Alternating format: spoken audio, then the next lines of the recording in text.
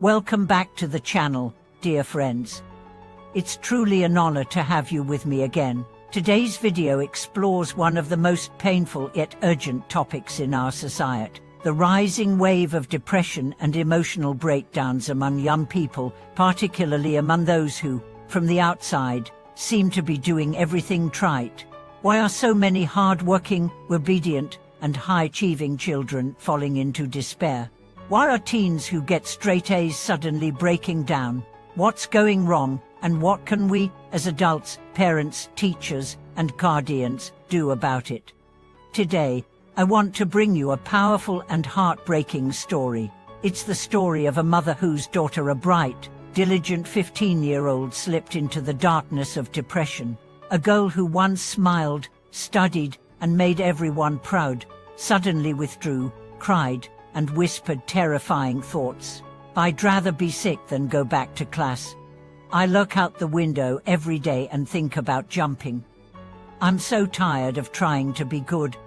This story is not an isolated case. It is the silent scream of thousands of families. It is the mirror that reflects the invisible pressure suffocating our youth. And it is also the beginning of awakening, not just for one mother, but for all of us. Let's start by acknowledging a painful truth. Many parents love their children deeply, but unknowingly wound them with that very love. Not because they are cruel, but because they are afraid. Afraid their child will fail. Afraid they won't keep up. Afraid of being judged by others. Afraid of letting go of control. So they monitor, they push, they correct. They schedule every minute. They say it's for the child's good. But often, the child hears something very different. I'm only valuable when I succeed. My worth is tied to my grades. If I don't meet your expectations, I don't deserve love. These unspoken messages, repeated daily, dig deep into the psyche. This particular mother had done everything the right way. She read parenting books. She cooked healthy meals. She attended every meeting. She reminded her daughter to study, to practice, to stay ahead. She thought she was being supportive, but her daughter began to fade. Her spark dimmed. She became irritable, withdrawn, exhausted. When asked what was wrong, she said nothing, but her eyes said everything. It wasn't until one night, during a small argument about homework, that the truth came crashing out. The daughter burst into tears and screamed, "I'd rather be dead than be your perfect child." The room fell silent. And in that silence, the mother saw it, not the daughter's rebellion, but her suffering. This was not a child being lazy. This was a child being crushed. Crushed under the weight of constant evaluation. Crushed by the fear of disappointing the people she loved most. Crushed by the inability to breathe freely in her own home. From that day, the mother began to change. Not quickly, not perfectly, but honestly. She stopped lecturing. She started listening. Really listening. She stopped monitoring every detail. She started asking, "How do you feel today?" and accepting the answer. She stopped praising only achievements. She started celebrating rest, laughter, and presence. And slowly, her daughter began to return. She began to smile again, sleep better, talk more. She began to find her voice, not the one shaped by fear, but the one born of truth. This story is a call to all parents. Look not just at what your child does, but at who they are becoming under your care. Ask yourself, honestly, does my child feel safe around me? Can they share their deepest fears without being fixed?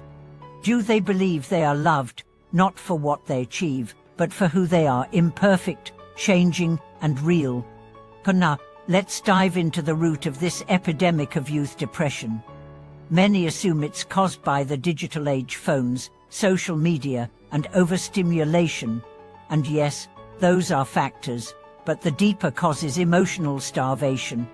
Our children are starving for connection, for freedom, for space to be themselves without fear of judgment. they are drowning in expectations. Academic, social, aesthetic, oral.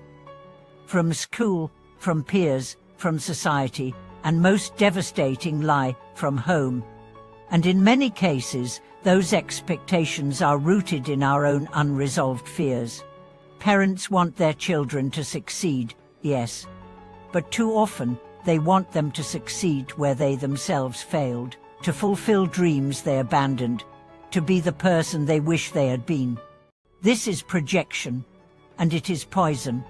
A child is not a project. A child is not a second chance at your life. A child is not your resume. A child is a soul, unfolding. And your job, dear parent, is to provide soul, light and water, not to sculpt them into your vision.